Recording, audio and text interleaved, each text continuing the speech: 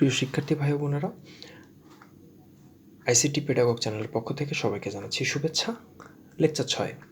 এই লেকচার 6 আমরা শিখব কিভাবে একটা অক্টাল নাম্বারকে দশমিক নাম্বারে বা ডেসিমাল নাম্বারে কনভার্ট করা যায়।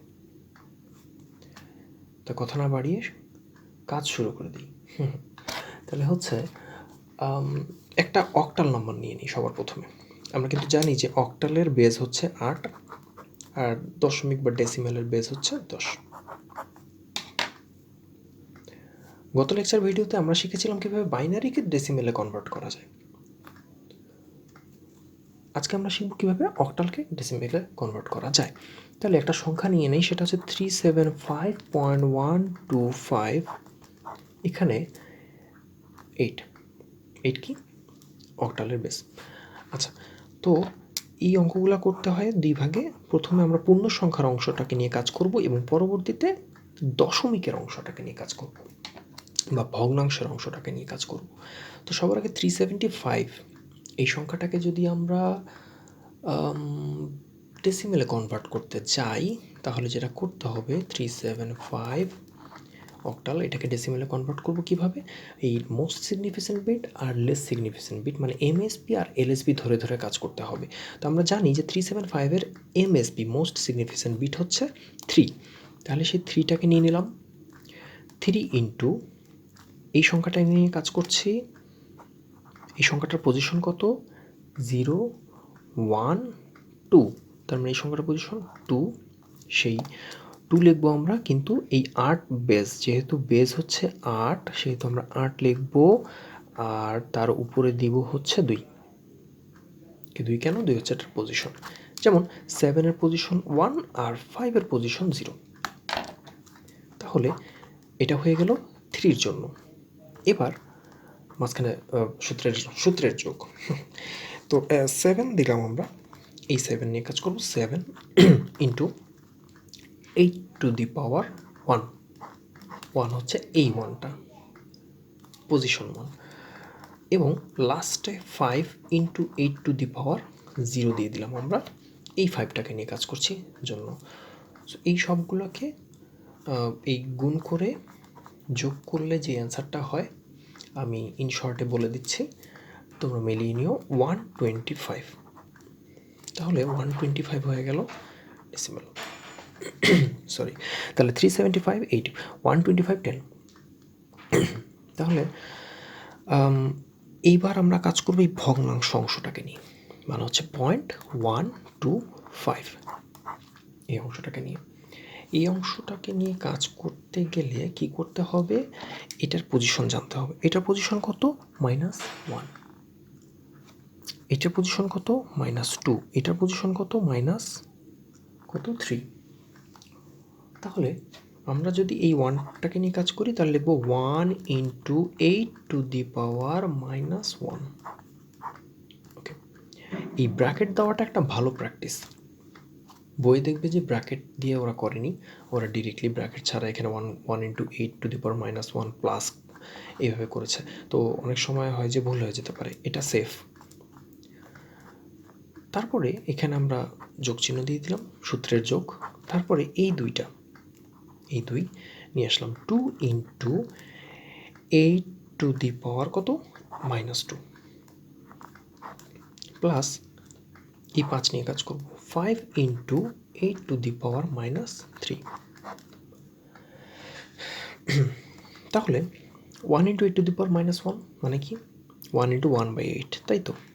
1 ইন্টু 1/8 প্লাস কত হচ্ছে? 2 ইন্টু 8 স্কোয়ার মানে হচ্ছে 8 64, মানে 2/64 প্লাস 5/8 64, 64 গুণন 8 হচ্ছে 512।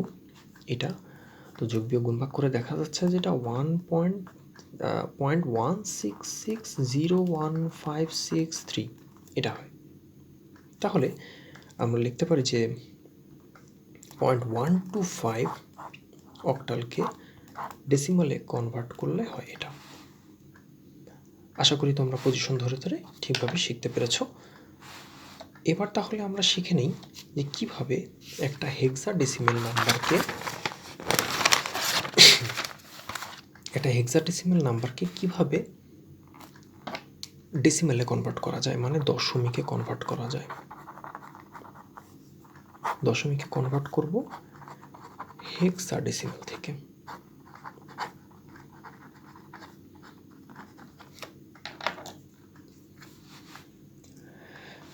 ওকে, তাহলে আমরা একটা সংখ্যা নিয়ে নেই, যে সংখ্যাটা হবে হেক্সাডেসিমাল নাম্বার। তো হেক্সাডেসিমাল নাম্বার একটা নিয়ে নিই, সেটা হচ্ছে 3FC.2b।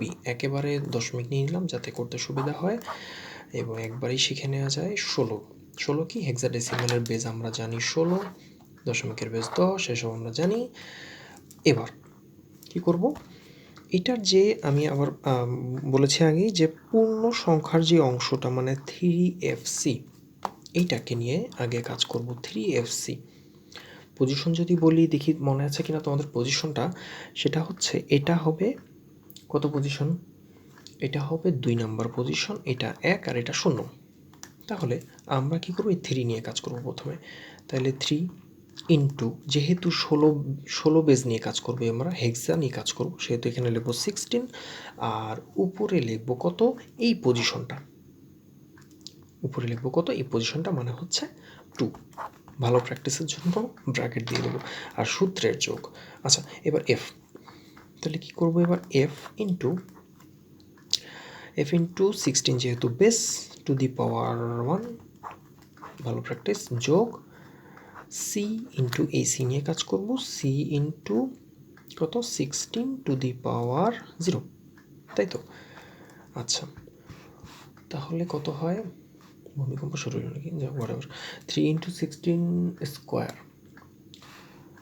কত হলো, তাহলে 3 ইন্টু 256 যোগ এফ। এফ কত, এফ মানে কিন্তু আসলে এফ না, এফ মানে হচ্ছে 15। এফ মানে 15। যারা ডিরেক্টলি এই ভিডিও দেখা শুরু করেছো, এফ মানে 15 যদি না জানো, তাহলে আমার প্রিভিয়াস ভিডিওগুলো দেখে নিতে পারো। 15 গুণন 16, আর সি, সি মানে কত, সি মানে হচ্ছে কিন্তু 12 ইন্টু 1, এই। আচ্ছা, তাহলে এই যোগবিয়োগ গুণভাগ করে দেখা গেছে যেটা হয় 1020। তাহলে 3FC 16, এটাকে লেখা যায় 1020 আচ্ছা, থাকলো কত এখানে, twice B, point twice B. এবার পয়েন্ট টোয়াইস বি নিয়ে কাজ করি যদি আমরা, তাহলে বলবো যে দশমিকের পরে এই 2, এটার স্থান কত, এটা হচ্ছে -1, এটা কত, -2 পজিশনে আছে। তাহলে আমরা কি লিখবো, 2 লিখবো, ইন্টু দিব 16, কি 16 হচ্ছে হেক্সাডেসিমেলের বেস, অতএব আমরা 16 দিলাম, তাহলে 16 টু দি পাওয়ার কত লিখবো, 16 টু দি পাওয়ার, যেহেতু 2 নিয়ে কাজ করছি, পজিশনটা লিখে দিব -1। ওকে ফাইন, যোগ দিয়ে দিলাম, আর এই যে বি, সে বিটা এখানে দিলাম, গুণন দিলাম, দেওয়ার পরে সূত্রের গুণ, এই 16 কি 16, ওই যে বলেছি বেস, আর পজিশন কত এটার, -2, অতএব -2 এখানে দিয়ে দিলাম, ব্র্যাকেট দিয়ে দিলাম। আচ্ছা, তাহলে 2/16, আর এখানে হচ্ছে কত, সেটা হচ্ছে 2 না, b/16 স্কোয়ার হচ্ছে 256। আচ্ছা, বি কত,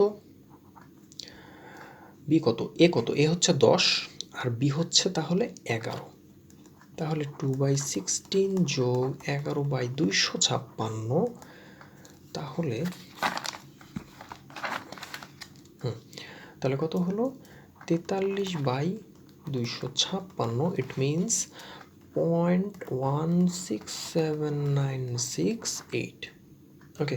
তাহলে 0.323 কে 16.23, এটাকে লেখা যায় হচ্ছে 0.16796 আশা করি তোমরা বুঝতে পেরেছ।